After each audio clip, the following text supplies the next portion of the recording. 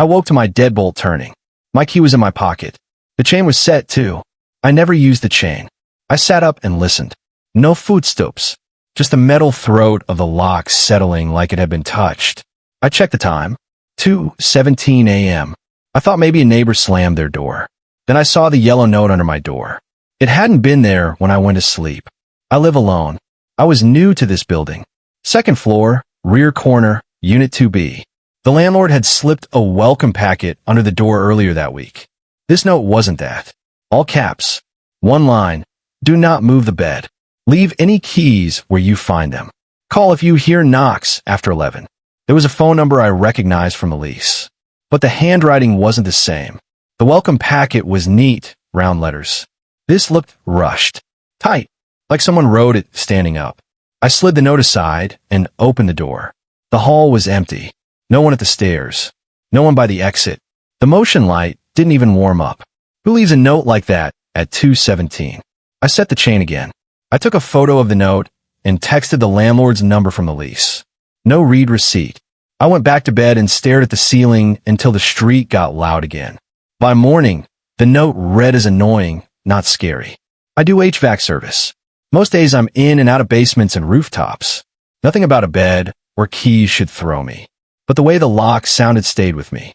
I decided to clean that night. New place, new routine. I moved the bed to vacuum behind it. There was dust, a bent bobby pin, and a brass key taped to the underside of the bed frame with blue painter's tape. Notag. Fresh tape.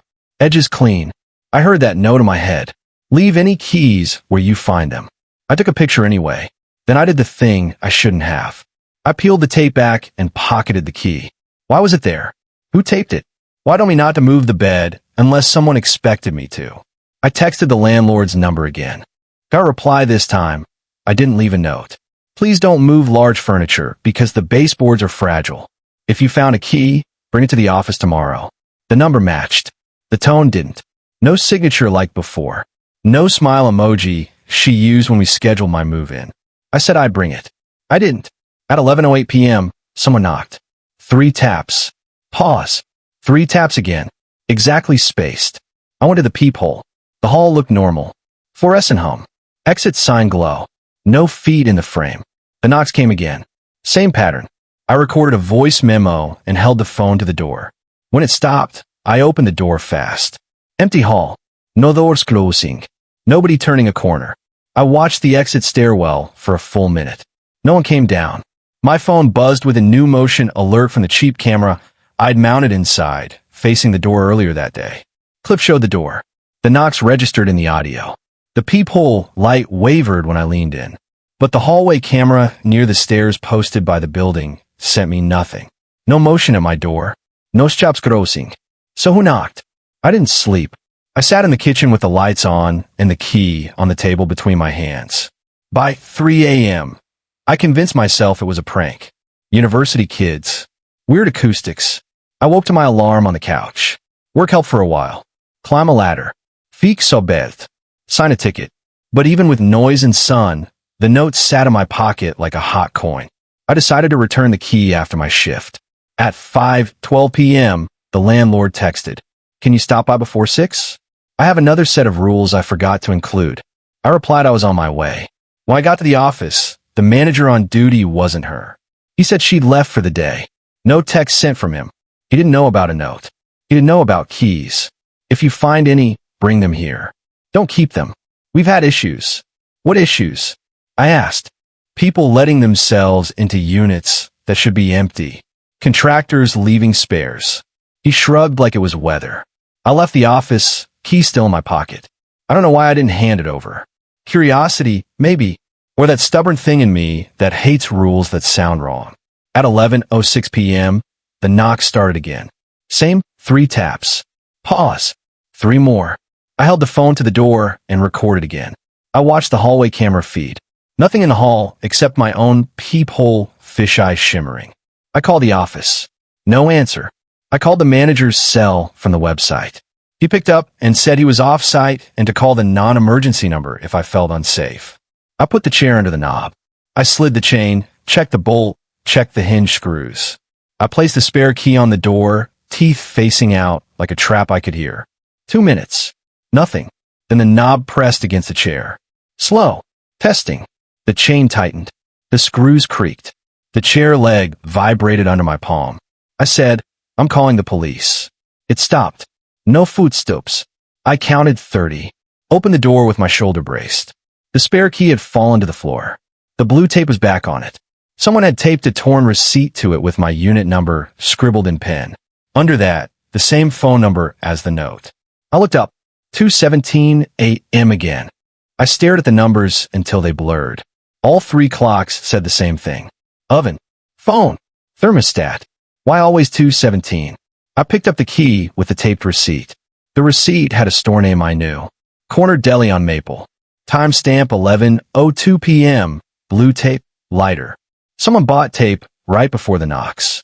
I took the receipt downstairs at noon. The clerk remembered a guy with a dark cap. No camera access without police. Back upstairs, I measured the key against mine. Same blank. Same cuts. I locked the bolt, slid the chain, and tried the spare. It turned the deadbolt like it belonged. My stomach went light. That meant whoever taped it could unlock me. I set the spare on the counter and kept my own key in my pocket. I should have driven to my brother's. I told myself to get proof instead. I dug my inspection camera out of my work bag. Flexible cable. Tiny lens. Phone app. I fed it through the peephole and set it to record on my phone. The view was low light, but clear enough to see the hall carpet and the bottom half of the door. I put blue painter's tape hair thin across the jamb so I'd know if it moved. I also slid a receipt under the door, half in, half out. I wanted a before and after. At 10:58 p.m., I sat in the kitchen with the lights off and the app open. At 11:06, 3 taps. The camera saw no one. The audio spiked. The tape on the jamb shivered, then settled. I texted the clip to myself so I wouldn't delete it in a panic. 5 minutes. Another set of taps. Still no one in frame. Then a sleeve edge slid into view at the very bottom of the door. Blue tape stuck to it like lint. A hand came flat to the wood and tapped with the side of the fist. Each hit in that exact pattern. The peephole was pointless. He was crouched out of view and close enough to hear me breathe if I leaned in. I called 911 and whispered that someone was at my door with a key. As I said it, a brass shape slid into the deadbolt on camera. My lock turned until the chain caught. The line of blue tape across the jamb snapped. That was my proof. The operator asked if I could describe him. I said no, crouched, male probably, dark jacket, blue tape on sleeve. She told me to stay inside and keep the line open. The hand withdrew. Footsteps drifted toward the stairwell. The manager finally texted back, "Do not change locks. It violates your lease." I stared at that until the officer knocked 3 times, different rhythm. He watched the clip on my phone and wrote a report. He said it looked like a contractor key, mastered to several units. Not illegal by itself. He said to crash somewhere else if I could. I didn't want to leave my stuff. He shrugged and said, "Then don't open the door. Don't move the bed. Call us if he comes back." Same rules. After he left, I pushed the bed to the other wall anyway. I needed to see. There were 2 small holes drilled just above the baseboard behind where my pillow had been. One the size of a pencil, one like a nail. Fresh with dust on the paint. I put my finger over one. Air moved. I killed the lights and put my ear to the wall. I heard fabric and a small cough in the empty unit next door. Empty, according to the manager. I recorded another clip with my phone pressed to the drywall. Muffled whisper. A whispered count to 3. Then 3 taps on my door right on cue. I texted the manager both clips. No answer. At 1:14 a.m., another knock on the shared wall, lower down, almost under the bed frame line. I slept with my back against the kitchen cabinets that night. Morning was noise and sun and the wrong kind of relief. A knock came at 9:20 a.m. I checked the peephole and opened because day feels safe. A woman in 3C stood there with a grocery tote and a serious face. "You knew," she said. "You moved the bed." I didn't answer fast enough. She lifted her tote and took out a folded yellow paper. Same cap letters. Same phone number. Different handwriting than the welcome packet. "I write them," she said. "Not the office." "Why?" "Because they won't. Because it scares tenants. Because they want it quiet." "Who is they?" "Contractors." A couple of guys. Maybe a key guy. They follow the same times. Don't answer after 11. Don't move the bed. Leave any keys where you find them. She said she called the office last year. The manager told her to stop scaring people. She lived in 3C8 years. It was worse 2 summers ago, she said. Room doors. Mailboxes.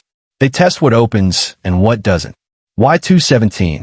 She pressed her lips together like she didn't want to say. First tenant who complained here, she said. He died. Heart. They say it was at 217.